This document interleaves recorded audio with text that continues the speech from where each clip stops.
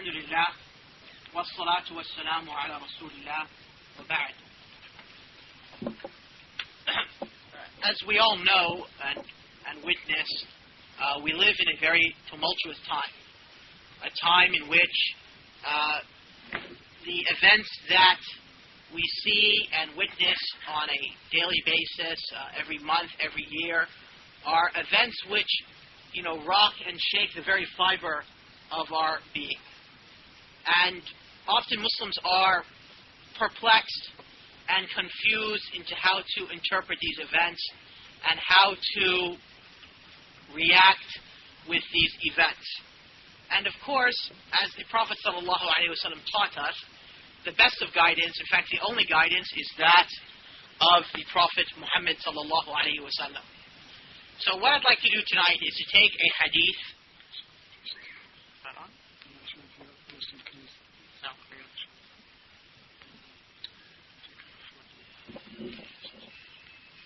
So what I'd like to do tonight is discuss a hadith of the Prophet ﷺ, which has a bearing to the time in which we live, that perhaps we may benefit from this hadith, some of its great meanings, and it might allow us to understand our role and also understand the circumstances and the situation in which we live these days.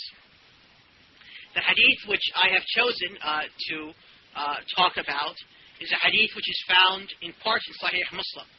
Although the hadith in its entirety is not found in Sahih Muslim, but in its entirety is found in other books of the Sunnah, like Abu Dawood and Ibn Majah.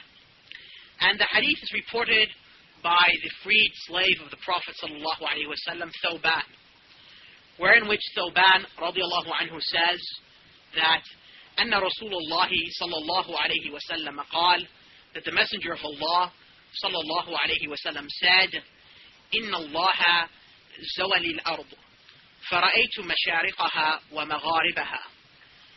That the Prophet صلى الله عليه وسلم said that Allah joined together for him the earth, so that he saw its eastern and western ends. So the first part of the hadith is that we learn that Allah subhanahu wa ta'ala allowed this miracle, this extraordinary event to occur to the Prophet sallallahu alaihi wasallam. That the Prophet, while in Medina, the earth was gathered before him so that he could see the eastern part of the earth and the western part of the earth. And one, obviously realizes that this is a miracle, because this is something which, typically, one's human sight can only see a certain distance. And even if you were on an airplane, so many thousands of feet in the air, you can only see so much of the land below you. But to see the whole earth, you would have to be at a distance, from very far from the earth, millions of miles, in order to see the earth. But yet the Prophet ﷺ, while he was in Medina, Allah subhanahu wa ta'ala brought to him the ends of the earth, so he saw it as if it was just in front of him. What did the Prophet ﷺ then see? The Prophet says, وَإِنَّ أُمَّتِي سَيَبْلُغْ مُلْكَهَا مَا زُوِيَ لِي مِنْهَا. That my ummah, its dominion, will reach that which was shown or gathered for me. So this hadith is a great bashara, or a great good news that the Prophet ﷺ informed us of. That his ummah, its dominion, its rule, would reach until the ends of the earth, to the far east as it could, and to the far west as it could. And this is what exactly happened.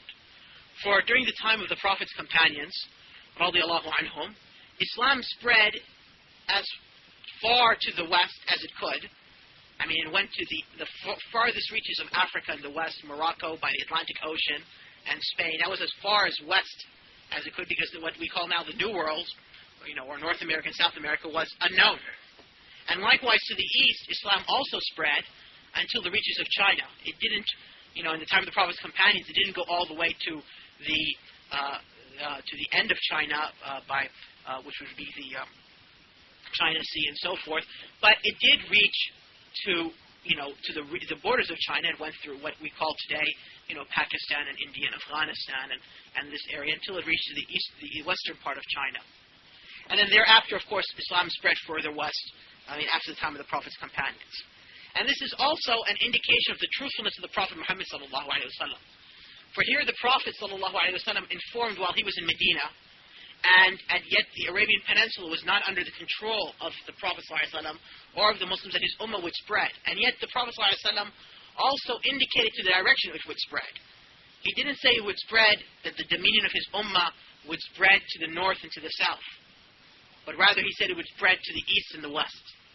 And that's why Islam, if you look at it, Islam didn't spread very north, the northern reaches of the earth.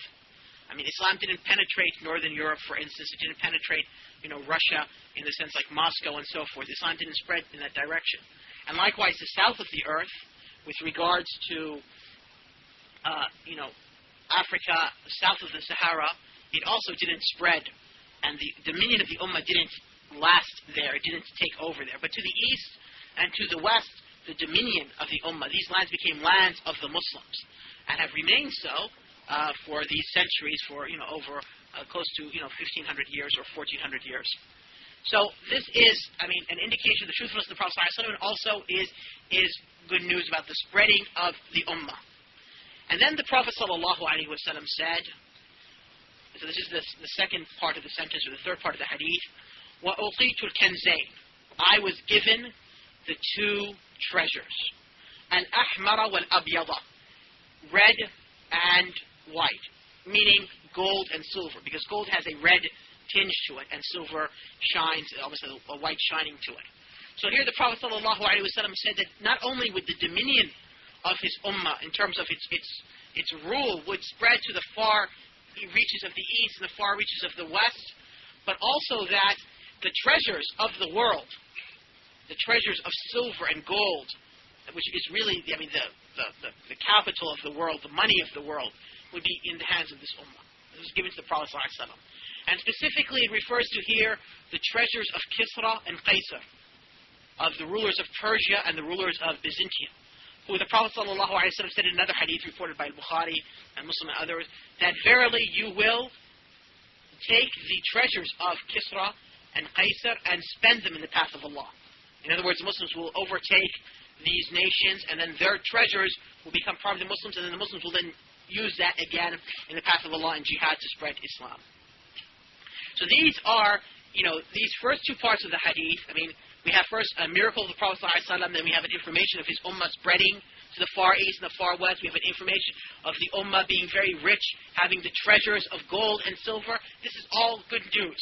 This is all, things which bring happiness to the heart of the believer, and things which have occurred and have passed. And we still, by Allah's grace, we still live in that blessing. For the Muslims, that this blessing which was given by the Prophet ﷺ, even though the Muslims now in the state that they're in, but we still live in those blessings. Still the lands, outside of Arabia, like the lands of Iraq and Persia and Sind and Hind and India and Afghanistan and these lands to the east, still give birth to people who say La ilaha illallah, who worship Allah alone, who testify to Muhammad sallallahu alaihi wasallam, who entered the fold of Islam, and likewise the lands to the west, Egypt and the lands of northern Africa and so forth. These lands still produce Muslims and still produce people who testify to Allah's oneness and to the prophethood of Muhammad sallallahu alaihi wasallam.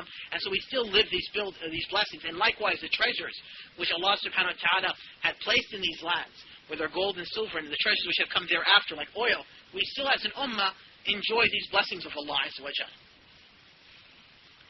And then the Prophet sallallahu alaihi wasallam mentioned other matters of the hadith which is not good news, but it's things which bring fear to us.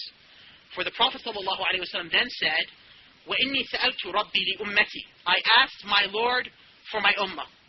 The Prophet sallallahu alaihi wasallam is praying to Allah for his ummah. What is he praying to Allah for his ummah?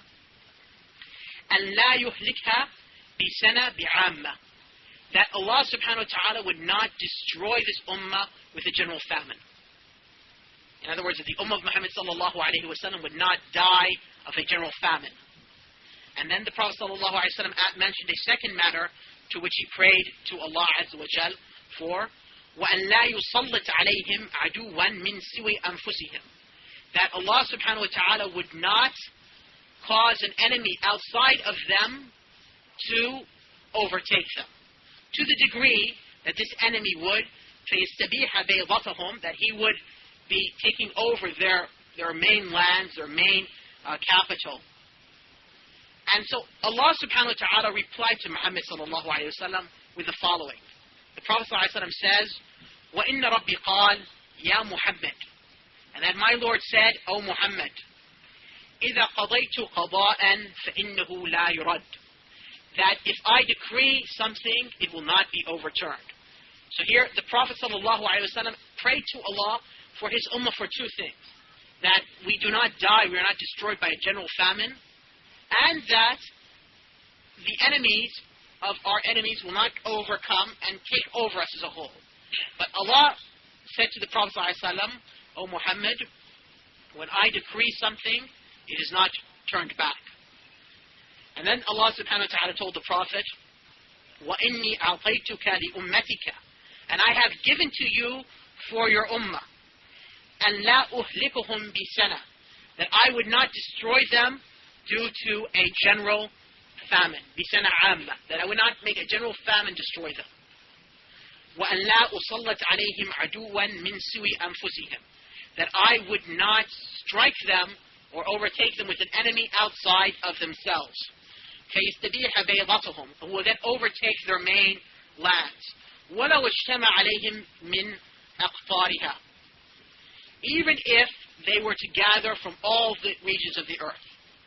So see what happens here. The Prophet ﷺ, this shows us how the Prophet ﷺ's care and love and concern for us. As Allah subhanahu wa ta'ala says, that the Prophet ﷺ, his care for us is more than our own care for our own selves. So he prays to Allah subhanahu wa ta'ala that Allah does not destroy us with a famine, and that Allah does not allow an enemy from outside of us to come and overtake us. But Allah subhanahu wa ta'ala tells the Prophet what? Allah tells the Prophet that if I decree something, it will not be overturned. Meaning that to teach the Prophet sallallahu alaihi wasallam that in the end, and to teach us that in the end the matter belongs to Allah subhanahu wa ta'ala. Allah is the one who decrees it. Even if the Prophet makes a dua and entreats Allah azza wa jal for something, it is up to Allah whether He is going to grant that or not.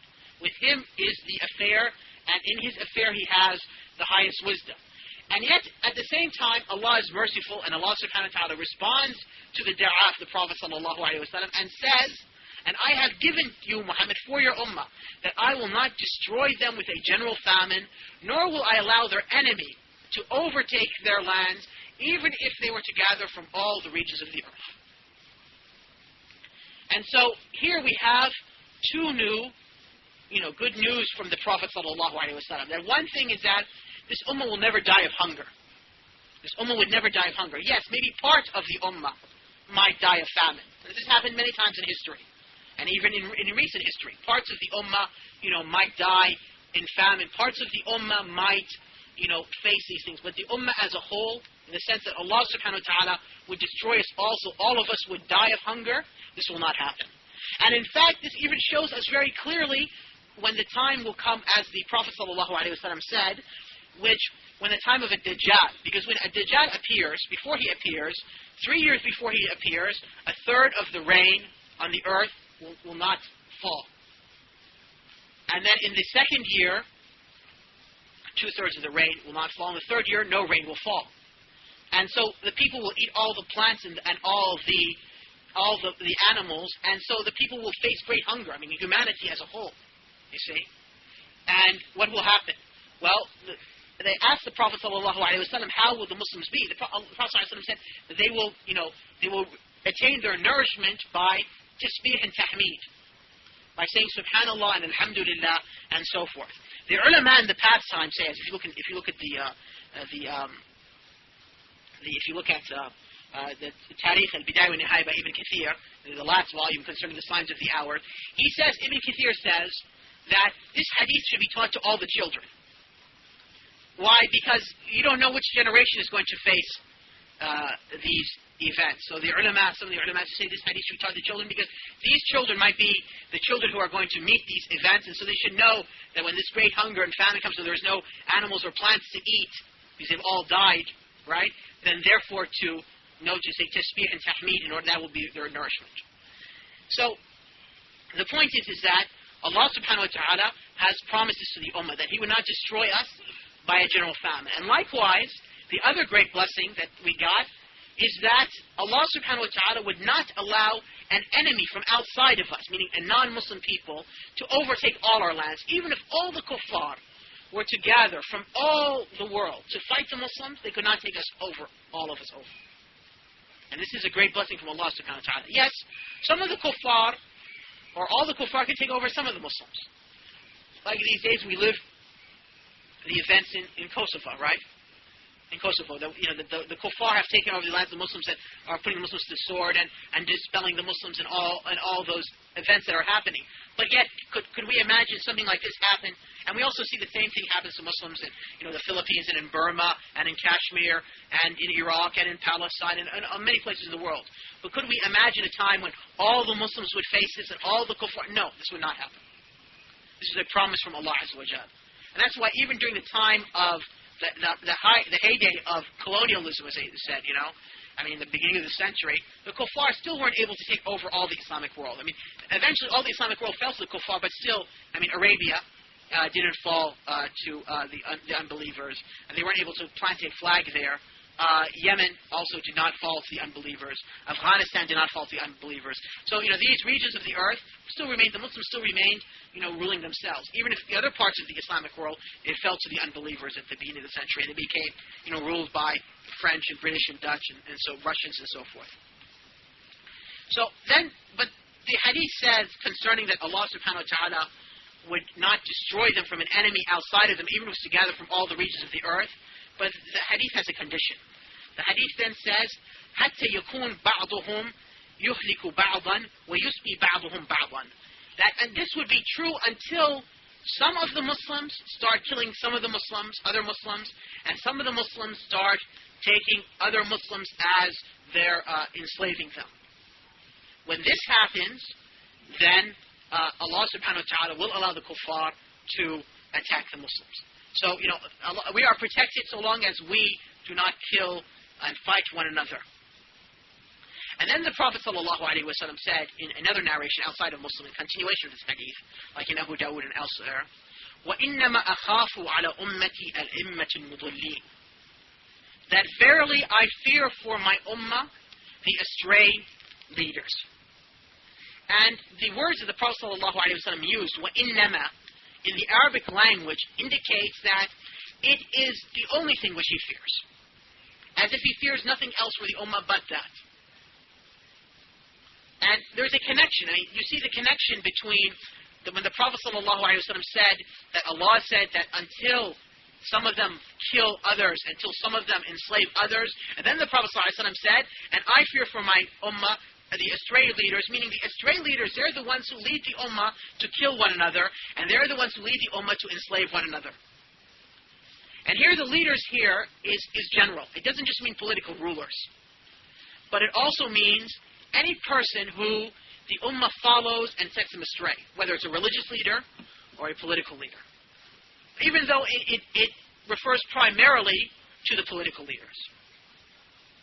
And if one now looks, if we want to now look at and apply this hadith to our times, one really does see how the astray leaders, be they political or religious, have set astray and have caused great harm to millions and millions of Muslims. It's something which we should contemplate, because it's part of our religion. Who does humanity follow? Alhamdulillah, and inshallah ta'ala, all of us here who have gathered here this weekend, all of us in this masjid, men and women, we all consider ourselves to be from the followers of the Prophet Muhammad sallallahu alaihi wasallam. And I don't think any of us, seeks to take as his example, as his model, other than Muhammad sallallahu alaihi wasallam. And so therefore we read about the hadith and we try to apply, his guidance in matters, whether regarding our appearance, our character, our worship, our dealings with one another, our beliefs. We try to spread his message. We wish to be raised with him on the day of judgment. We wish to meet him on the day of judgment, drink from his hell, from his basin. So this is how we are people who have attributed ourselves to the Prophet Muhammad sallallahu alaihi wasallam. But if you go into the Islamic world, you find that there are millions and millions of Muslims who do not define their identity with the Prophet Muhammad sallallahu alaihi wasallam, but rather they attribute themselves as followers of this person or that person, whether it's a religious, figure, right, or whether it is a political figure. They're part of some sort of political party. I mean, it is said that when, Jamal Abdel Nasser, who was a very popular political leader with the Arabs in the 60s and early 70s, it is said that when he died, I mean, I didn't witness this, but from what I've heard and read, that there was a great, of sadness of his death, because he had so many millions of followers among the Arabs. So much so that there were Arabs who started to take their guns and start to shoot up in the sky out of anger to Allah Azza wa Jalla for taking away their leader. I mean, whether this is true or not, I mean, I wasn't a witness, but I mean, I've been told this, and one doesn't find this, inconceivable to believe. I went and read an article. It said that, so we don't just make it for the Egyptians, we'll give it to the Iraqis their fair share. And it said that, that in Iraq, that the numbers of pictures of, I read it one time in the New York Times, said the numbers of pictures of Saddam Hussein is more than the Iraqis themselves. But this is an example of one of those people who the Prophet ﷺ forewarned against. Because you see, I mean, this is the personality cult that's around this figure, you see. That, that they make movies about, his lifestyle and how, pictures of him and all these different, actions and so forth. And they make a whole persona and a whole mythology around this person. And so people are raised upon that. People in schools are taught that. People start, seeing themselves as, extensions of him and so forth. And they're giving their life and so forth, their souls for him and so forth. And these are al-immat al-mudallin that the Prophet ﷺ forewarned against.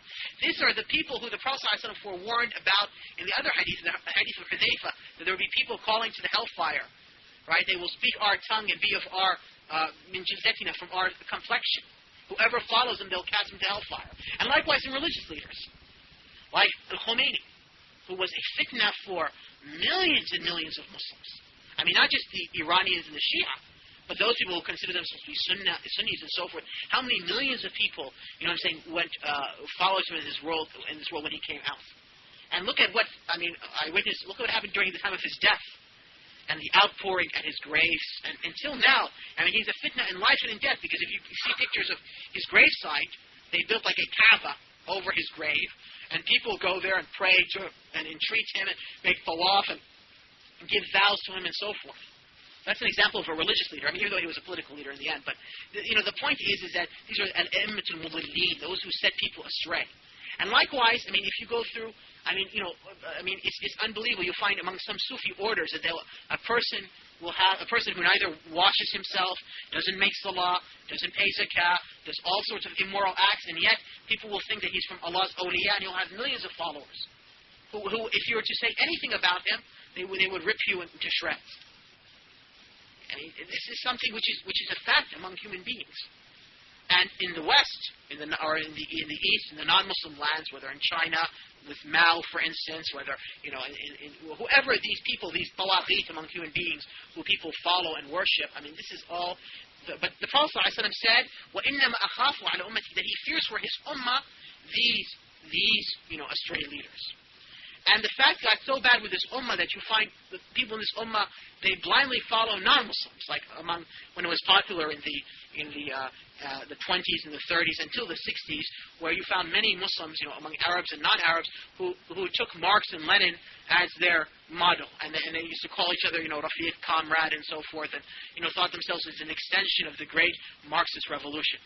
This is part of, they all start to shave their beards and put these mustaches like Joseph Stalin, and but that was their example, that was their similitude.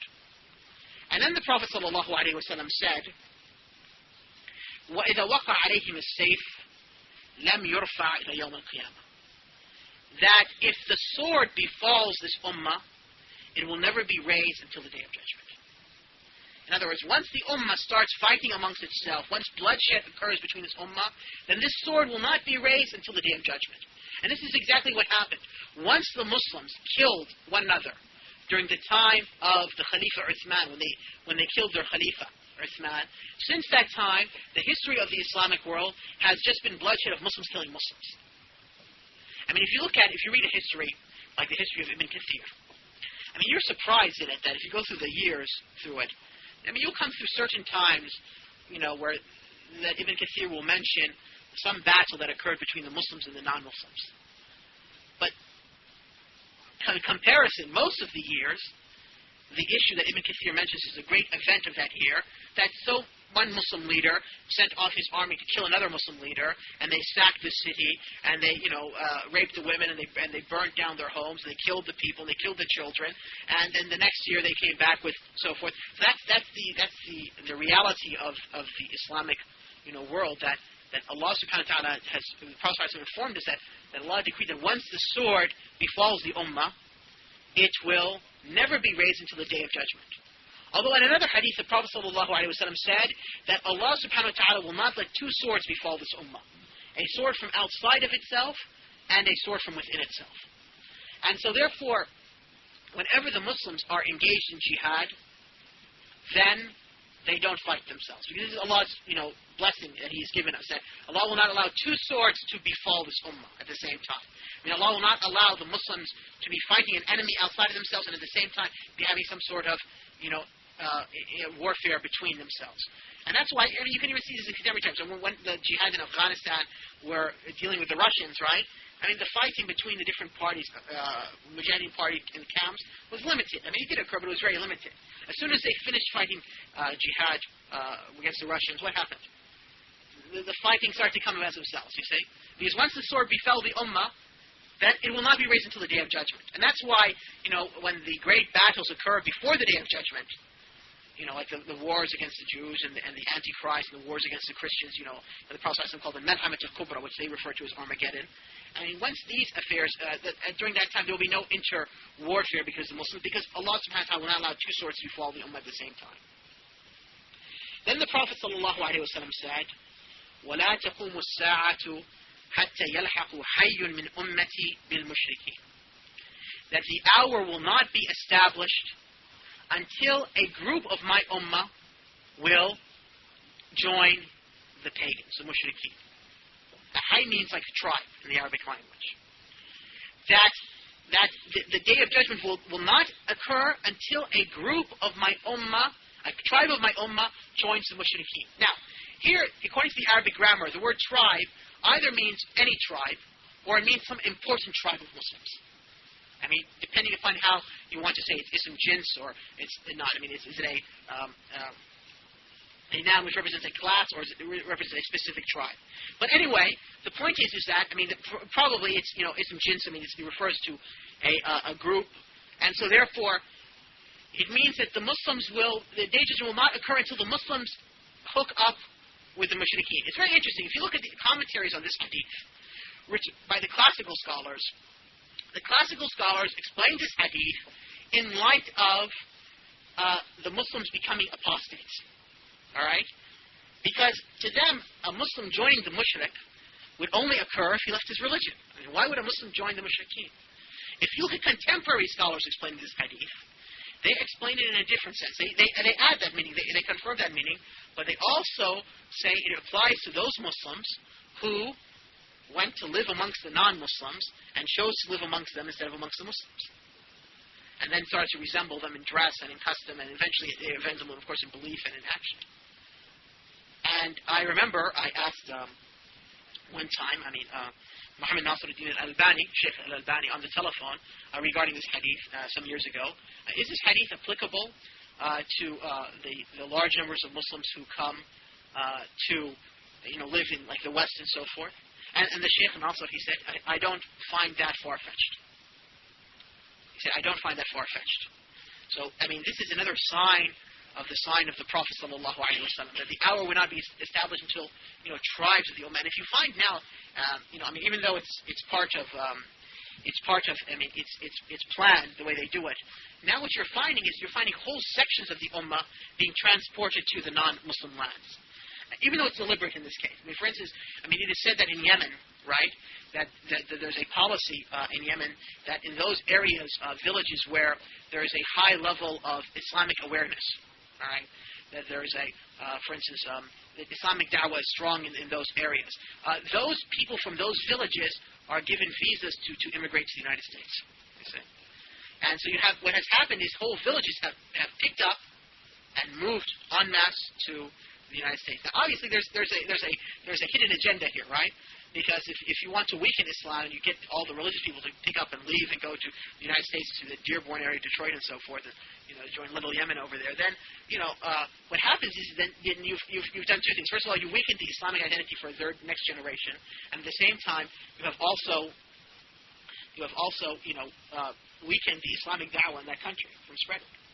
Okay, and the same thing it can be said what's happened with the Kurds. Where whole regions of people. Same thing with the Bosnians, and now, according to what we hear in the newspapers and read here on television and read in the newspapers about the people from Kosovo, the Kosovars, right? The whole idea of taking them, en masse and just moving them to live in the Mushrikeen, where they'll lose their identity, and plus the fact of the millions of Muslims who, on their own accord, try to come to live amongst the non-Muslims on a yearly basis and apply for, if you ever hear about whenever they announce in the United States, and whenever they announce there's a lottery for green cards, you just see how the people rush to the American embassies in the Islamic world to the hope that they might win the lottery to get a green card to go and immigrate to the United States.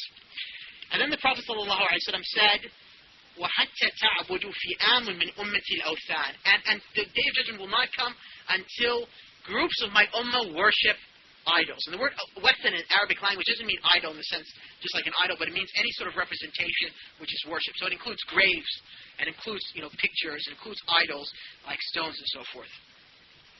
And then the Prophet ﷺ said, وَإِنَّهُ سَيَكُونُ فِي أُمَّتِي كَذَّابُونَ ثَلَاثُونَ كُلُّهُمْ يزعم أنه نبي وأنا خاتم النبيين لا نبي بعدي.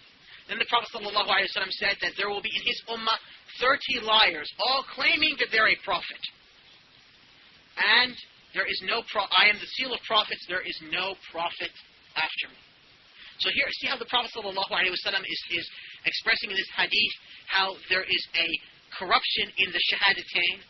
You see, in the first part of the Shahada, in La ilaha illallah, you have groups of Muslims now who are joining the Mushrikeen, who are showing their adherence to them, who are resembling them, who are living with them, and at the same time you have groups of the Ummah who start worshipping idols.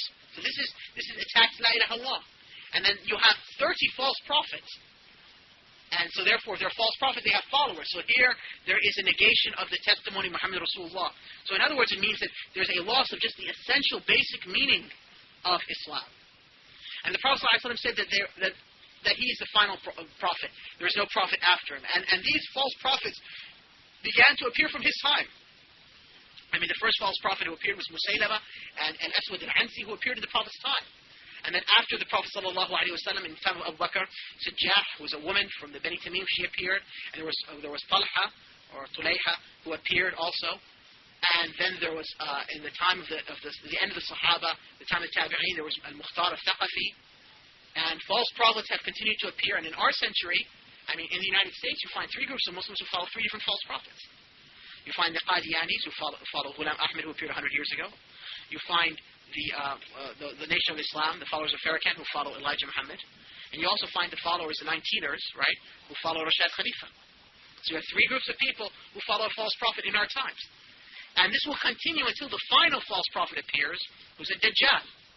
Because according to some hadith, when a Dajjal first appears, he first, calls himself a Mujaddid, and so some people accept that from him, and then he calls himself the Mahdi, and some people retract, but still some people believe in him, and then he calls himself a prophet, and some people retract from his message, but still some continue to believe with him, until he finally calls himself Allah. And so this is, the Prophet is now showing about how the Aqidah is being attacked. And then the Prophet ﷺ said, وَلَا تَزَالُ طَائِفَةٌ مِّنْ أُمَّتِي عَلَى الْحَقِّ مَنْصُورًا لَا يُضُرُّهُمْ مَنْ خَذَلَهُمْ حَتَّى يَأْتِي أَمْرُ اللَّهِ تَبَارَكَ وَتَعَالَى.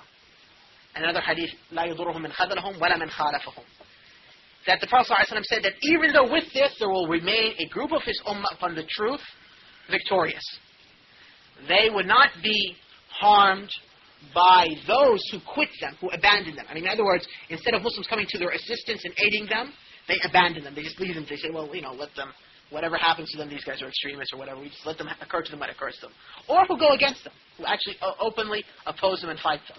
but they will remain victorious upon the truth. Now, unfortunately, we've come to the end of the lecture, and I wanted to talk in detail. I mean, this was just an introduction because the idea about the lecture was to talk about the manhaj of this victorious group. But let me just summarize, right, just for a minute or two. Let's make a deal here.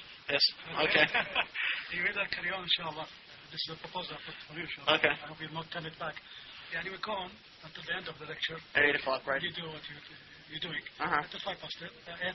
Okay. 5 past 8. And then we come back after Salah, inshallah, half an hour. I have no problem with that. That's okay. Okay. That's it. Fast. Salah, sorry, I will stop at about 10 past 8. Okay.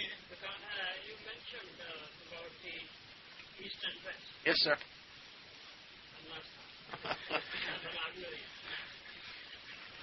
So, Amir Samud conquered all of present-day Russia, Siberia, Moscow, Finland, Lebanon. During the time of Abbasi Khalifa, southern Siberia was uncovered. Yeah. The best was, they accepted Muslim authority. During the time of Khalifa Khalifa, Malik, Tobacco, in Muslim society, of China, to accept the authority of Khilafah, because they are from Manabatan, Zatul, up to Spain and Portugal. So he accepted and gave this frequency to Muslims. And could you hurry up, please? then I'm finishing. And the Muslims even went to America. They were ruling with Austin. They went 500 years before Columbus. No.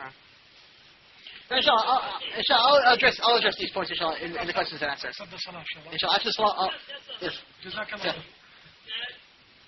Before the Qiyamah comes, those Islam will better be there. You're absolutely right. So, where was I in lecture? Yes. So the Prophet ﷺ said that there will remain a group of the Ummah upon the truth, victorious. They will not be harmed by those who go against them or those who quit them. Okay.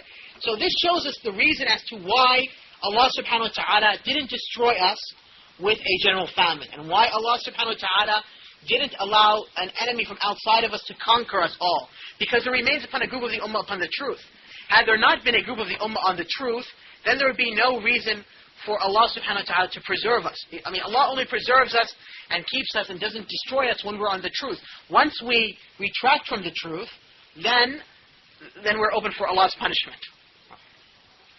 So if this is, I mean, Ibn Majah, when he used to recite this hadith, and when he would come to the conclusion, he would say, ma ahwala, how tremendous or how, scary is this hadith?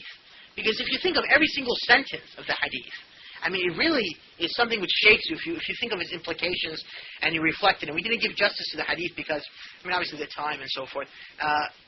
But it's really, I mean, the hadith, I mean, we could do a whole series of lectures just on this hadith, 9 lectures on this hadith itself. And yet the Prophet ﷺ did tell us in the end that the conclusion, there will always remain a group of his ummah upon the truth. So, therefore, the preserve for us and the protection for us is to be with this party, which is upon the truth. But the question then comes is, how do we know who this party is? How do we know, what are their characteristics? How do we know where they are? And here we should understand that the Prophet ﷺ didn't leave anything in this religion which is unclear, but rather he explained to us, their characteristics. If you gather all the ayat of the Qur'an, if you gather all the ahadith of the Prophet ﷺ concerning those upon the truth, you'll have a list of characteristics and qualities. And that is this group. Among their qualities is that they are upon the truth. And we know the truth is the Qur'an and Sunnah, so it means they are upon the Qur'an and the Sunnah. I mean, we cannot imagine that this group, this party, this ta'ifa to be other than upon Allah's book, upon the Sunnah of the Prophet ﷺ. So that should be our first characteristic in order to distinguish who they are. That they are people who are upon the Qur'an and upon the Sunnah. But of course, this needs for us to have knowledge, right? Because we do not educate ourselves to what the Qur'an is teaching us and to what the Sunnah is teaching us, then we wouldn't know who's claiming what, you see. Because everybody might claim that he's in the Qur'an and the Sunnah, but I mean, how do we tell the true claimant from the false claimant, right? We have to have some sort of knowledge, we have to have some sort of criterion. And this is the same reason why when a person is asked in his grave, right, the 3 questions by the angels, as in the Hadith of Sahih Muslim, and then the Muslim says, you know, and my prophet is Muhammad sallallahu alaihi wasallam, the angels will say to him, how do you know that? See? You have to have knowledge. What will the person say? I recited the book of Allah, and so I recognize that. So he recited the book of Allah, and so then he knew that the Prophet ﷺ was his messenger. In other words, he had knowledge, because the book of Allah is the foundation of all knowledge. And now, so the point is that's the first characteristic. The second characteristic is that the Prophet ﷺ said in this hadith of at-Ta'if al-Mansura that they are, in other narrations of the hadith, that they're qahirina li'aduwihim, that they subdue their enemies. And another hadith says yuqatiluna, that they fight. So therefore they're an ummah which is not just upon the Qur'an and the Sunnah in a theoretical sense, but they are people who are actively upon the Qur'an and the Sunnah. So much so that they actually fight. Because jihad, as the Prophet ﷺ said, is the pinnacle, right? The apex of Islam. وَذَرْوَةُ سَنَامِهِ, that the pinnacle of Islam is al-jihadu fi sabilillah. I mean, there's no act that comes after jihad. And that's, when you reach jihad, that's the pinnacle. I mean, of course, jihad, in order for it to bear its fruit, in order for a person to be rewarded, there has to be iman in Allah, there has to be iman in the Prophet ﷺ, there has to be ikhlas, there has to be ittiba', and all these other matters. But the point is, as an expression of those beliefs and those acts of worship in the heart, from fear of Allah and love and hope and tawakkul and so forth, the greatest expression of that is al-jihad. And so therefore, this is another of their characteristics. Now, the fact that they're upon the truth, and the fact that they are, waging jihad, doesn't necessarily mean that they're always engaged in armed conflict. Because there might come times when they're not actually fighting, but they could be engaging their enemy through da'wah. They could be engaging their enemy through commanding good and forbidding evil. Likewise, if they are, the Prophet ﷺ said they are unharmed by those who quit them, who abandon them, who leave them alone. In other words, they're not willing to sacrifice like their sacrifice, or go against them. So it means another of their characteristics is that they're patient. Because here the hadith clearly states that people will leave them alone, will quit them, and people will go against them, but they're not harmed by that. So, sometimes people are upon the truth until the fitna comes, right? And then, as Allah subhanahu wa ta'ala says, inqalaba, he goes back. He turns back. He no longer can persist upon that once he's tested in his religion. But this group, no. No matter what they face, and they obviously face great matters. Look what this group is facing. They're facing the kuffar who are coming to take over their lands. They're facing people who have forgotten the meaning of La ilaha illallah. And so they've joined the mushrikeen, they've given their allegiance, or they start resembling them, or start living with them, or they start worshipping idols. They are dealing with people who believe in false prophets, the greatest of whom is a Dajjal, so they're those who fight a Dajjal. They are dealing with those astray rulers, who the Prophet ﷺ forewarned and feared for his ummah for, and those other astray religious leaders. So with all these great matters they're dealing with. So obviously they're patient. So they're upon the truth. They're upon the Qur'an and the Sunnah. They are waging jihad, commanding good, forbidding evil, committing da'wah, reviving this religion, bringing back the people to the truth. They're patient and constant. They persevere upon that. That's their manhaj. And the Prophet ﷺ referred to them as a ta'ifa, as a group of people. And according to the Arabic language, a ta'ifa doesn't necessarily have to mean that there are many. They could be very few in number. In fact, they are a minority. Because the Prophet ﷺ taught us in other hadith that his ummah would divide into 73 groups, 72 would be in hell, and only one would be in paradise. So they are a minority. They're not the majority. At times they can be the majority, like in the time of the Prophet's companions, radiallahu anhum. The Sahaba, they were the Jama'ah, they were the Ta'if al-Mansura, they were the Firqat al-Najiyah, and everything was gathered with them, and they were as-Sawad al-A'zam, they were the great majority. But in later times, they became very few and far apart. They became al-Ghuraba, those who are alienated, the strangers, who last time I was here in November, we had a whole session of lectures regarding al-Ghuraba. And so this is something which we need to do. And, from this, it brings us to understanding what is the road or the path of salvation for this ummah.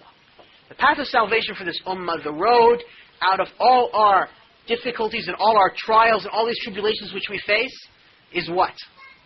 To stick to this path of at-Ta'if al-Mansura. To revive this manhaj, this belief, this practice, this conduct, this da'wah, this outlook amongst ourselves and amongst the Muslims around us. And it's a long, arduous path. It is a path that we need to spend our time in learning and acting upon and giving da'wah to and being patient upon. Because we'll face opposition. Those who try to seek shortcuts and figure by, well, if we do this, that's a too long of a path, we want to just do it like this, those shortcuts will never lead anywhere, but only will, their results, even if they're well-intending people, the results will not bring any fruit. And that's why, for a lot of what we consider now the Islamic movements, right, this great movement to revive the religion, a lot of their efforts haven't really borne the fruit. We're part of that, efforts, right, as youth, of Muslim youth. We live in the blessings which Allah showed us, but a lot of those efforts never really bared fruit as it should have. Why? Because that manhaj and methodology was not adhered to fully. And so, because of that, the fruits never came out, were not bared as it should be.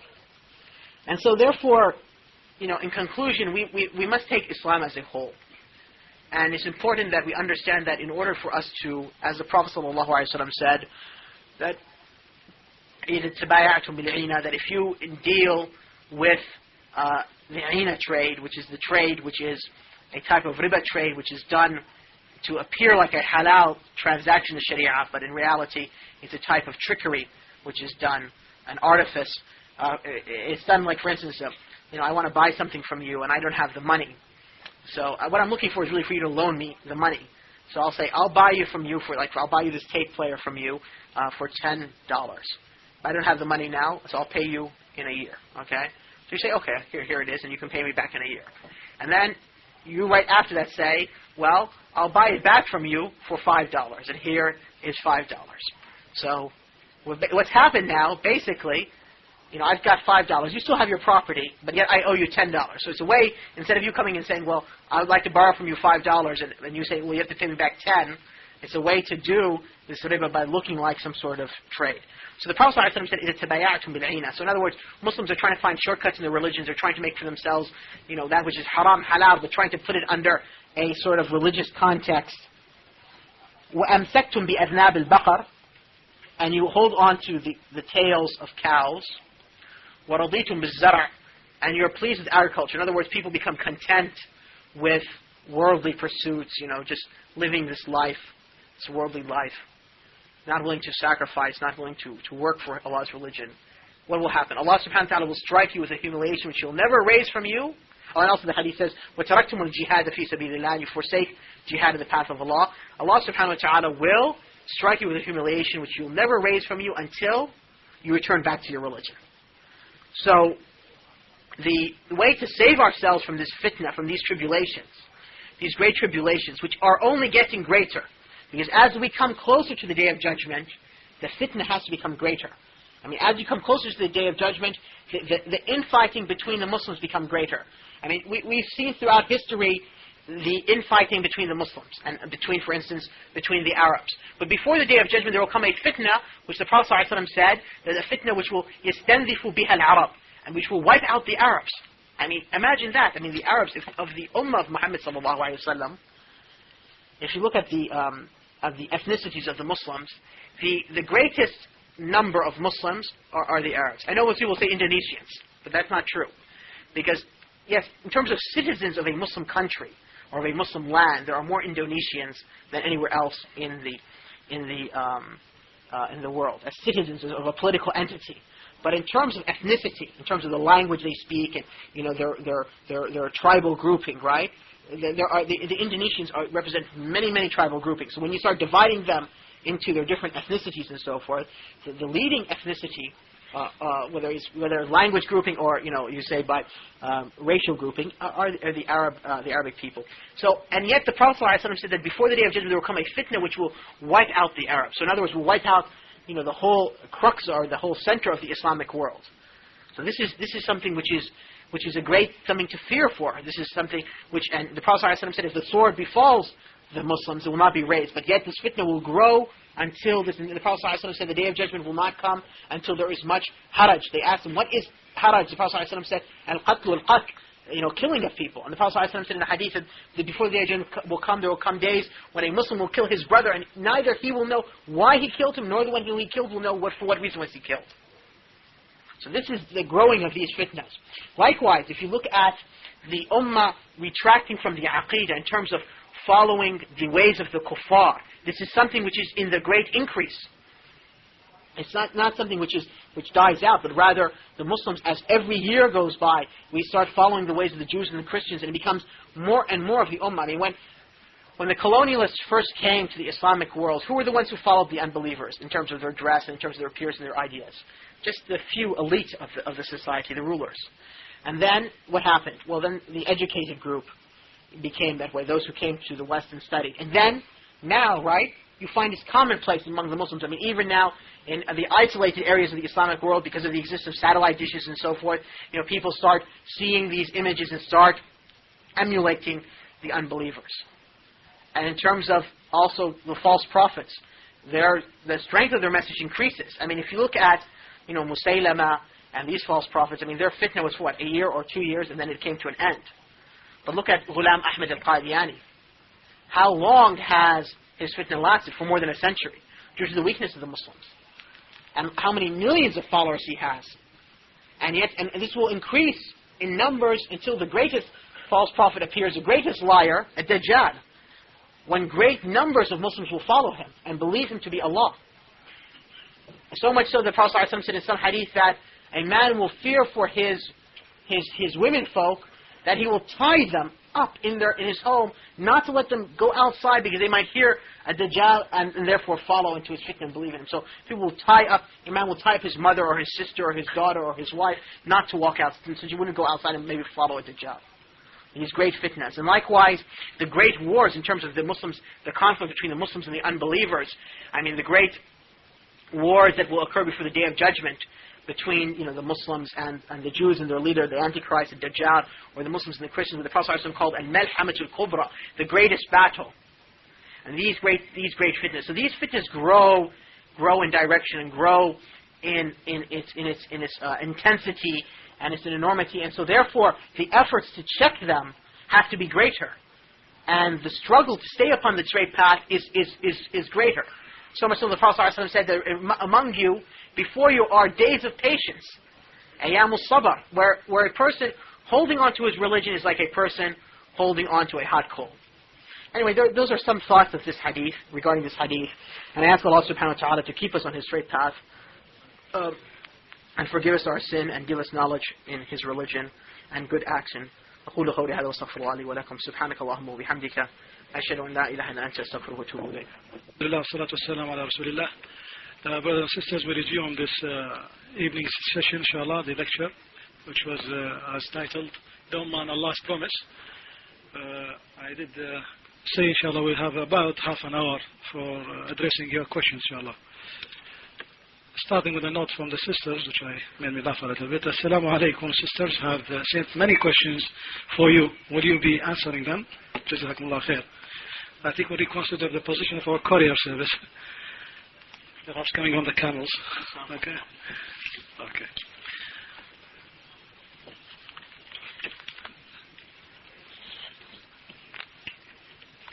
Okay, how will this ummah, this is a question from the sisters, how will this ummah be judged as there is no Islamic state, thus enabling us to gain the best rewards, as also so much deviation,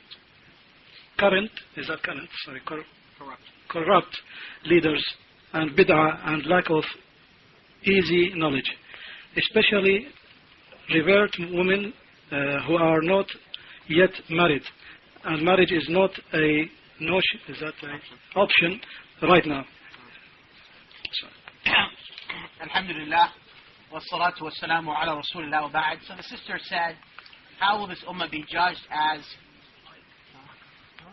It's been disturbed again, I think.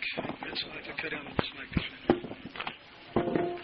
The sister asked, how will this ummah be judged as there is no Islamic state? Well, I mean, in one sense, we're held responsible for that fact, because The fact that there is no Islamic State is a reflection of the Ummah. I mean, if the Muslims were pious and affirming to Sharia, then Allah wouldn't put us in the situation we're in. But since the Muslims are not of that characteristic as they should be, then Allah subhanahu wa ta'ala gave us leaders which reflect us. And these leaders didn't come from the moon. I mean, they came from the people. And there's in many ways, these rulers are a reflection of how the people in that land are, in good and bad. Now, so in that sense, but in the end, I mean, we should be more concerned of how Allah is going to judge us on our personal, matters. I mean, it's very easy for us to be concerned about there's no ummah, there's no khalifa, there's this problem or that problem. But in the end, when Allah will raise us in the Day of Judgment, He's going to ask us, first of all, the issues that deal with us as individuals first, and then we'll be asked about the issues that deal with the ummah as a whole. So we need to straighten that out first, our relationship with Allah. So that's enabling us to gain the best of rewards. I mean, obviously, if there was an Islamic State, we would be, in a better position. Also, there's so much deviation, corrupt leaders, bid'ah, lack of easy knowledge, especially for women who have reverted, who are not yet married, and marriage is not an option right now. And in fact, I don't think the situation is, unique to our sisters who have reverted. I think the sisters who were born Muslim, whether they're married or unmarried, are neglected. This is something which we fail to pay attention to. The Prophet ﷺ's sunnah was that he used to establish a day during the week where he would teach the women. And so therefore, Islamic organizations, like in Muntada, I don't know what they might have, especially women's program. I don't know. I'm not trying to, find faults with the Muntada, but chips fall where they may, as they said. But that, that the point is that, it's important that there is special programs for the sisters. So I think just like you have, a lecture series, there should be one which is just for the sisters only. And so that way that the sisters who have children and so forth, the brothers during that day, their husbands, should take care of the kids and so forth, and allow the sisters just to come and learn and not have to worry about the children at the same time. And likewise, during the week, there should be a special sister session where a brother, if he's married and he has some children, he should, take care of the kids for an hour or two, watch over them, and let their wives come and study the religion. Now, if there's a sister who can come and teach them, who's proficient, alhamdulillah. If not, a man should sit and teach them and answer their questions. There should be some sort of, barrier or veil between them, and inshallah ta'ala. So, we ask Allah subhanahu wa ta'ala to, allow us to apply that sunnah of our Prophet sallallahu alaihi wasallam. Let's do some marketing for the Muntada now.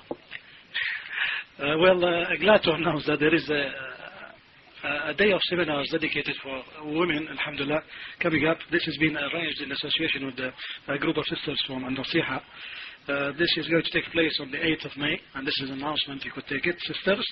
It's a day of lectures for the sisters, by the sisters, to be held at Al-Muntada Al-Islami on the 8th of May, inshallah. Further details will be released later on. There are some printed announcements on the boards for your information. Right, the next question, inshallah. You said that Muslims will not have to fight non-Muslims and Muslim enemies at the same time. Why then are Muslims fighting each other in Afghanistan and they are fighting kuffar in Palestine? No, if I gave the impression that there would never occur a time when Muslims would have inner fighting and at the same time a jihad would be going on, then that's mistaken. I didn't mean to convey that.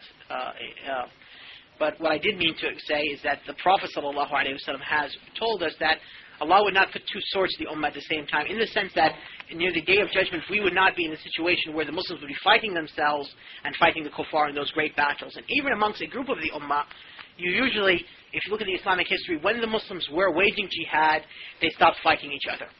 Now, that doesn't mean that Muslims elsewhere who are not engaging in the jihad are not fighting each other. So, for instance, if you look in Islamic history, when the Muslims of Asham and Egypt decided to deal with the issue of the Crusades, the fighting between themselves ended.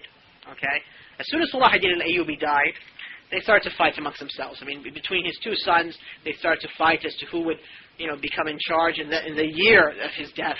And then a few years later, his brother, their uncle, came into the situation, and then finally it settled. And even they came to the point where some of some of what Salah ad-Din al-Ayyubi took from the Christians, they gave it back to the Christians in order to get the Christians to help them against their brothers and their uncles and so forth. But while the jihad was going on by Salah ad-Din al-Ayyubi and before him by Nur ad-Din al-Zengi, that against the Christians, still the Muslims were fighting each other in Spain, in northern Africa, elsewhere in the Islamic world, because those Muslims were not engaged in a jihad against the kuffar. And the same thing occurred a century before that, or a century and a half before that, when Mahmud al-Ghazni, who fought the kuffar in India, and was unbelievable. I mean, his victories and his jihad against the kuffar. If you read, his history in Ibn Kathir's history, unbelievable events. But he was doing that in the eastern part of the Islamic world, in what is Afghanistan and Pakistan and India and so forth. He was fighting in these areas, and yet at the same time, the Muslims in Iraq and in Persia and in Arabia and in Syria were fighting amongst themselves. So because they weren't engaged in jihad. So that's the understanding. And then definitely before the Day of Judgment, this fighting will stop between the Muslims when these great, battles occur, these great events. Likewise, just in terms of a da'wah point. Usually brothers who are not engaged in da'wah and its type, which is da'wah is a form of jihad and teaching and learning their religion and commanding good and forbidding evil. When do they end up? They end up fighting amongst themselves and talking about each other and calling, well, this person is not, so much on this way of the Salaf, and this person is, 1/3 Salafi, this person is 2/3 Salafi, and he's 1/8 and he's 1/6 and so forth. Why? Because you see, the jihad has been removed from their hearts. And so therefore, then they, instead of putting their efforts against the unbelievers in da'wah and in commanding good and forbidding evil and in jihad, they turn it against themselves. So this is Allah's sunnah. Okay, this is a point of view followed by a question.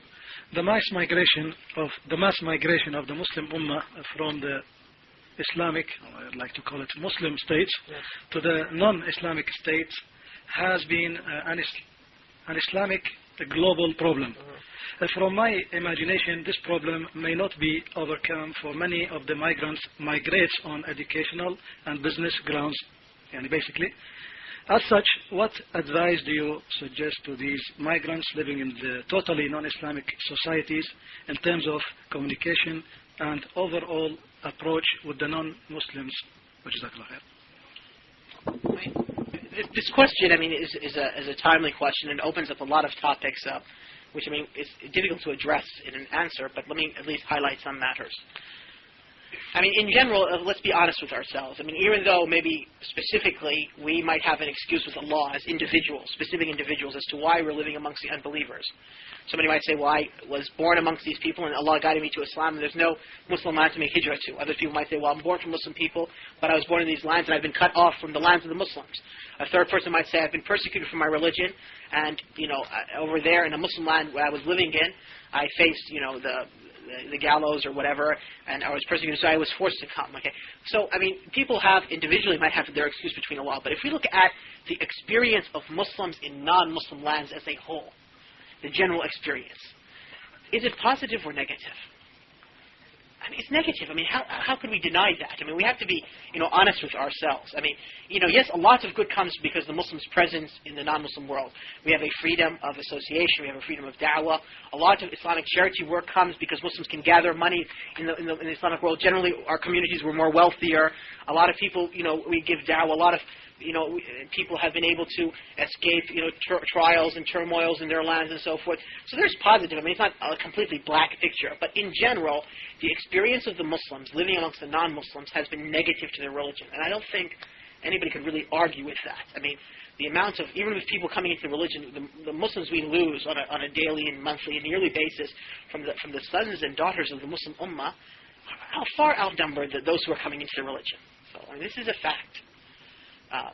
Now, at the same time, if a person comes to study or for medical reason or for business reasons, but he doesn't settle, then there's no prohibition in the Sharia. The prohibition comes because basically the kuffar are two groups. There are those kuffar who are considered to be in a state of war with the Muslims. And there are those kuffar who are not necessarily in a state of war with the Muslims. In general, I do not think you can describe the lands of the Western countries as being in a state of war with the Muslims, because if you were to look at the Muslim here, that doesn't mean that they do not war against the Muslims in terms of his governments and his policies, but they're not in a state of war because a Muslim can, we gather, we pray, we fast, we're not molested, we're not harmed, and so forth. If you were a Muslim in a Serbian-occupied land, right? the way you'll be dealt with is completely different, you see?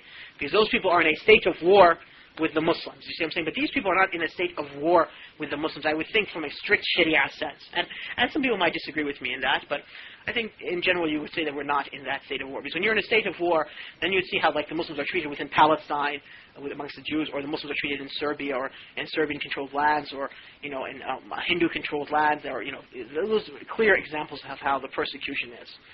So in this case, for a Muslim to be in a non-Muslim land on a temporary basis for some sort of, even for a worldly matter, this is halal in the Sharia, it's permitted. I mean, even in the time of the Prophet ﷺ, his companions, among them Abu Bakr and others, went to the lands of the kuffar for trade and so forth. So there's no harm in that. A Muslim can come and he sets up a business and stays for a period of time, but he's not becoming a resident where he now says, my residency and my home and my land and where I will live the rest of my life and I'll be buried and so forth is this land. I mean, he's coming here to go to school for 3, 4, 6 years and go back. He's coming here because he needs medical treatment. He's coming here because he's giving dawah for a period of time. He's coming here because he's doing some sort of business, and that is permitted. As far as us living in a totally non-Islamic societies in terms of communication and overall approach with the non-Muslims, we should take the Prophet's example in Mecca and in Medina. I mean, how did the Prophet ﷺ, live in Mecca with the non-Muslims? How did the Prophet ﷺ live in Medina in the first part of the Medina period among the non-Muslims? Because at that time, when the Prophet ﷺ first came to Medina, the non-Muslims were the majority. I mean, even though he was maybe the authority in Medina, they were still the majority. So how did the Muslims deal with them? If we study this fiqh, we will know how to deal with the general non-Muslim society. Also, even if for Muslims who are persecuted, Allah subhanahu wa ta'ala did not give us such detailed examples of how the children of Israel lived under Pharaoh, except to show an example on how to conduct yourselves in times of persecution. And so there, examples you can take also, I mean, you can use from the example of Musa alayhi salam, when they were under, Pharaoh's persecution. There are some evidences that we can use.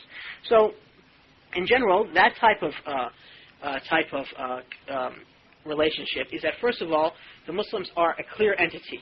That the Prophet ﷺ, I mean, in the time of Mecca, they were clearly distinguishable from the unbelievers in terms of their belief. It doesn't necessarily, I mean, in terms of their outer appearance. One doesn't necessarily, I mean, have to be different from them in terms of dress or in terms of language or in terms of food we eat or something like that. I mean, as long as we don't fall into the haram. But in terms of beliefs, they were clearly different. I mean, the Muslims realized that they were different, they had different beliefs, and the pagans realized that they were people of different beliefs. But at the same time, there was communication, and there was a communication between them. And the Prophet ﷺ used to, use every single means possible in order to spread the message of Islam and communicate it.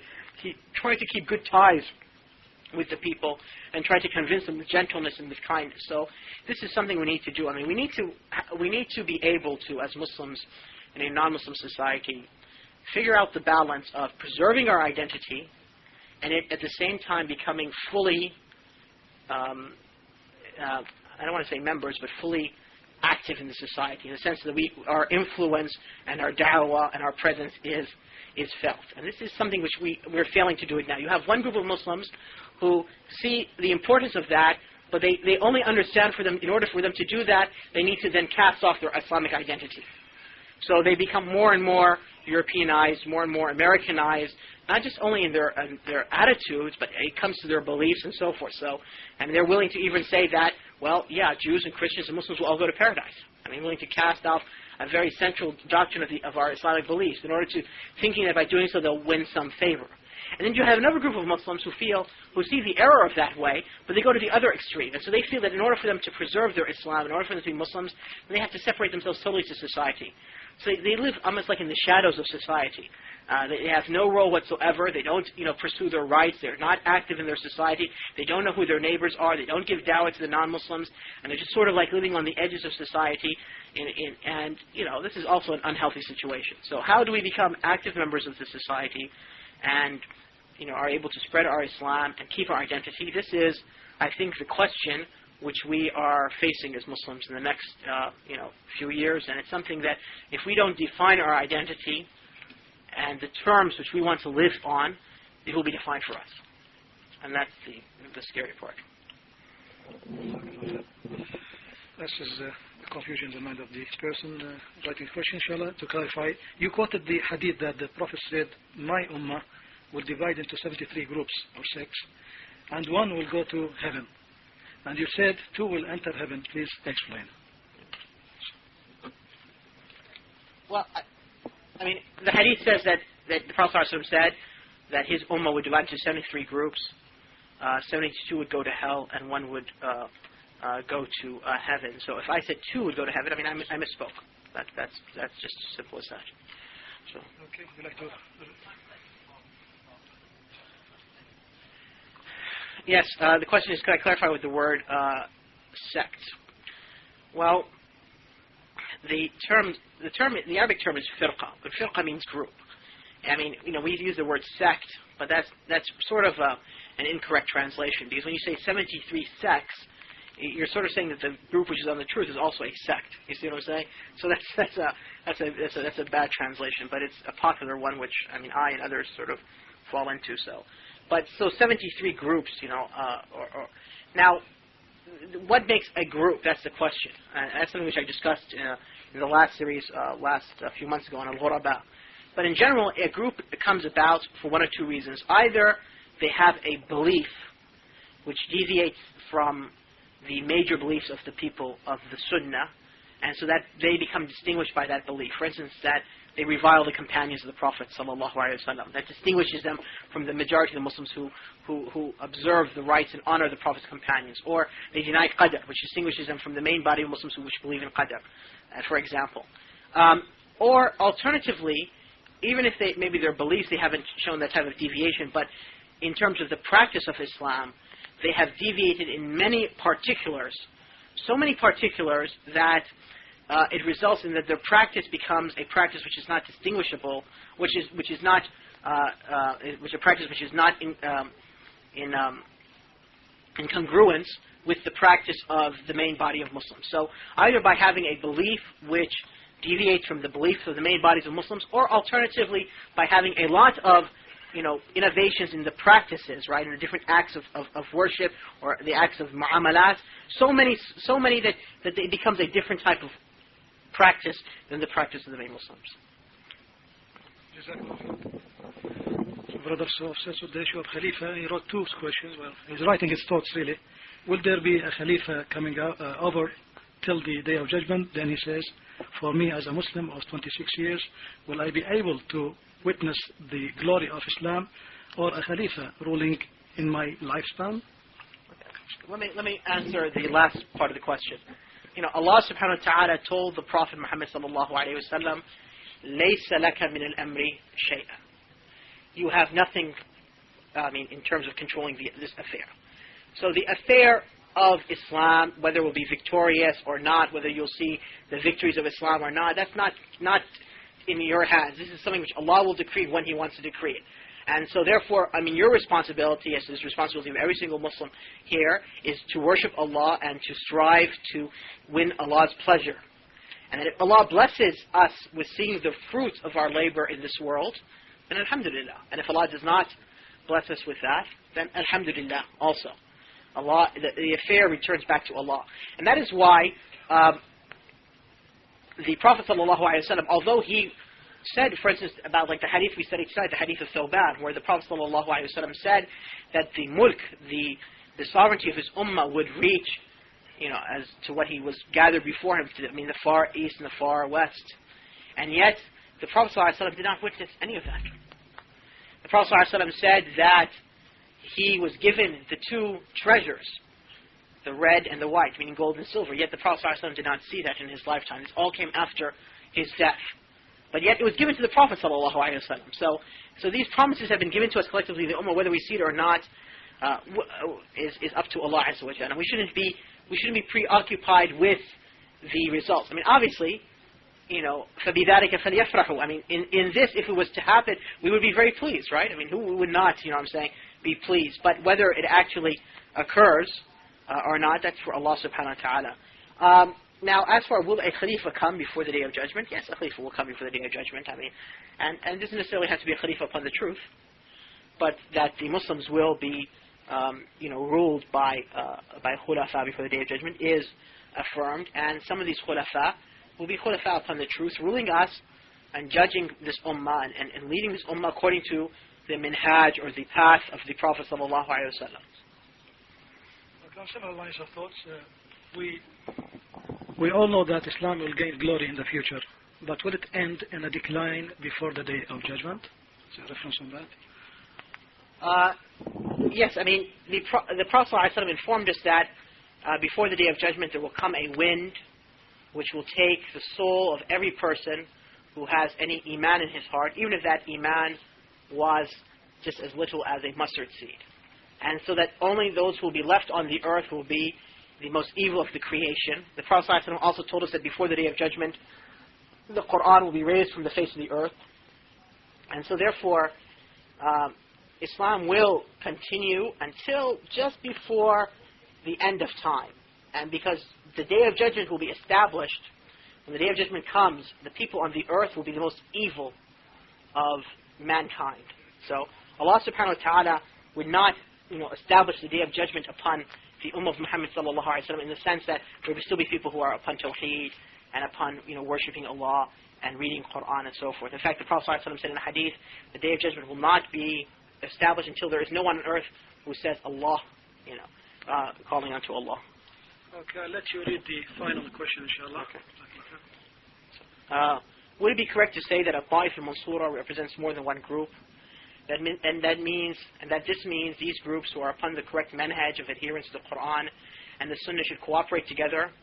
I was particularly thinking of groups that are calling for correct adherence to Islam, starting with the foundations which would be called Salafi. Are those who also see corrupt concepts, and those who also see corrupt concepts like secularism, capitalism, democracy, should they not cooperate and study together and to get a better understanding to revive the Ummah? Yes, I mean, first of all, Ta'if al-Mansura does not have to be, as Imam al-Nawawi explained, and as I pointed out on those lectures on al-Ghuraba before, it doesn't have to be a single group in a single place at a single time. But you could find some people here and some people there. Yes, before the Day of Judgment, they will all be gathered in Syria, in Asham. Allah subhanahu wa ta'ala has made the affair of this ummah such that its affair began in Mecca and its affair will end in Palestine, in Syria, in this area. Just like the creation, right? The earth was created from Mecca, and the Day of Judgment, the people will be gathered in Palestine. So this is, Allah's qadr, that this is the beginning and the end. And likewise, the lifespan of the ummah is beginning and end. And likewise, the Isra of the Prophet ﷺ was from Mecca to Jerusalem. So you see, this is all tied into Allah's qadr, and His decree, His creative decree. So in the end of time, they will be all gathered in Asham, being led first by Al-Mahdi and then by Isa ibn Maryam, alayhi salam. However, though, it doesn't mean that before that time they would not be scattered in different places of different groups. Should those people on the correct manhaj? Of course, I mean, that's a question which shouldn't be answered. I guess the brother's asking the question only because he wants the answer to be conveyed to people. I mean, obviously people who are upon the correct manhaj of adherence to the Qur'an and the Sunnah should cooperate together. And then the brother said, I was thinking particularly of groups that are calling for the correct adherence of Islam, starting the foundations which would be called Salafi, why they should not study together and get a better understanding to revive the Ummah. Well, see, the problem is that people are of different levels of understanding. And there do agree, sometimes there exist differences between scholars. Sometimes these differences of opinion are differences of ijtihad in which both parties are praiseworthy. Sometimes there is a right and a wrong opinion. Sometimes both opinions are wrong. It depends upon the issue. Now, the majority, of us, brothers, we can say that all of us, we are, at best, we have a little knowledge of Islam. None of us are scholars in the true sense of Islam. And the majority of us are muqallidun. We are still, making, having the quality of taqlid, following blindly. So if a person is a muqallid, then it's not permitted for him to call to an issue in which there's a difference of opinion in. And this is where the brothers make the mistake. For instance, let's take an example of an issue which deals with fiqh. It's not an issue of manhaj, okay? The scholars of the Sunnah are of a difference of opinions that does a person first, when prostrating, does he put his hands first or does he put his knees first? Depending upon which version of the hadith of Abu Hurairah they consider to be more accurate. Now, if you are a brother who wants to follow the Sunnah, so you take one of those two opinions, unless you're a student of knowledge of hadith, or if you're a scholar of hadith who you can have some sort of ability to distinguish between the different arguments, linguistical and hadith technical arguments and arguments of fiqh and so forth, then it's impermissible for you to call to either of those two madhahib.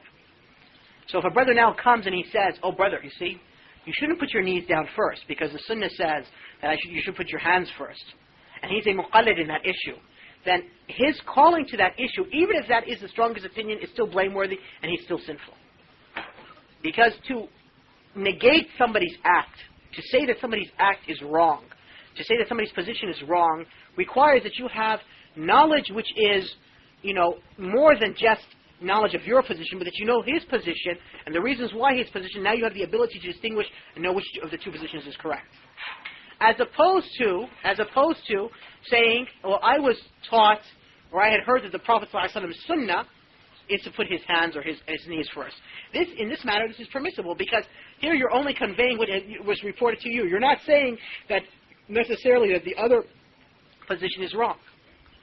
And the same things would come with the other issues. So for those issues which are not, those issues, the clear issues of the religion. I mean, there are some clear issues of religion which nobody should, have any confusion with. Like the ayat of Surah An-Nisa. The ayat in Surah An-Nisa, which is known as ayat al-Huquq al-Ashar. The verse of the 10 rights, which is similar to the 10 commandments. It begins, وَعْبُدُ اللَّهَ وَلَا تُشْرِكُوا بِهِ شَيْئًا. Worship Allah and do not associate others with Him. Or like the concluding verses of Surah Al-An'am, where Allah subhanahu wa ta'ala, tells us of the different things, and He says, وَأَنَّ هَذَا صِرَاطِي مُسْتَقِيمًا. This is my straight path. Or the ayat in Surah Isra, where Allah subhanahu wa ta'ala mentions, وَقَدَ رَبُّكَ أَلَّا تَعْبُدُوا إِلَّا إِيَّاهُ. And then after we're talking about Tawheed, he says, وَبِالْوَالِدَيْنِ إِحْسَانًا, and talks about a number of rights and so on. These are the clear pillars of the religion. Or like when the Prophet ﷺ said that the kaba'ir are 7. I mean, these are clear matters which no two Muslims should, differ. Or when the Prophet ﷺ, when he asked them, is the action which is most beloved to Allah? He said, the prayer upon its time. I mean, these issues, if we revive it amongst ourselves, and we teach it, and we preach it, and we practice it, then there's enough in that we can move much forward. But when you come now to the issues of difference, and the issues of difference ijtihad, even if one of those opinions is blameworthy, for us to delve into it, unless you have knowledge, and you understand the usul of the sharia, fiqh and hadith and language and so forth, so you can know that why that opinion is wrong, then you shouldn't condemn that. Because what you are is a muqallid, and the muqallid is not allowed to call to a madhab, or refute another madhab. And if the brothers, understood that principle of usul al-fiqh, which is a principle from the principles of Ahl-Sunnah wal Jama'ah, and they adhere to that, then all these differences and all these commotions that we constantly hear about, and differences and disputes, which would come to an end. Because all the brothers would say, well, yes, I'm only a muqallid in this issue, and I only have a little knowledge of religion, so I'm going to stick to preach the major matters of religion, and the major good deeds, leaving the major kaba'ir, the basics of my aqidah, the basics of akhlaq and adab, and I'm not going to worry about all these issues, because this is an issue which is not, in my realm. I mean, I haven't grown in my religion, in knowledge and so forth, to delve into these issues, then none of these differences would appear. But because brothers, this is Satan's, trickery, pushes the brothers. So the brothers, they jump from the basics. All of a sudden, they come to these issues, very deep and delicate issues to which they don't have really any knowledge of either the waqi', the reality of the ummah and what's going on, or the issues in terms of the sharia. Anyway, that's just some words of advice which I ask Allah subhanahu wa ta'ala to bless us with myself and my brothers and sisters. أقول قولي هذا واستغفر الله لي ولكم سبحانك اللهم وبحمدك أشهد أن لا إله إلا أنت أستغفرك وأتوب إليك.